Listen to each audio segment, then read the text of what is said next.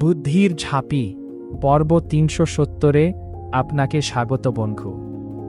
এখানে ৩টে ঘরে ৩টে ছবি আছে এবং একটা ঘর ফাঁকা আছে।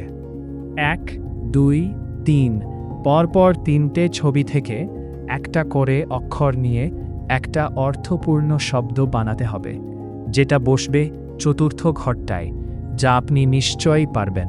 আপনি ভাবার জন্যে ২০ সেকেন্ড সময় পাবেন। তারপর আপনি আপনার উত্তর কমেন্ট বক্সে লিখে দিন। আপনার সময় শুরু হচ্ছে এখন। এই রকম আরও ধাঁধা পেতে আমার ফেসবুক প্রোফাইলটা ফলো দিয়ে রাখুন এবং আইবি ক্রিয়েশনস ইউটিউব চ্যানেলটা সাবস্ক্রাইব করে রাখুন। এই পর্বের সঠিক উত্তর আগামী পর্বে জানিয়ে দেওয়া হবে।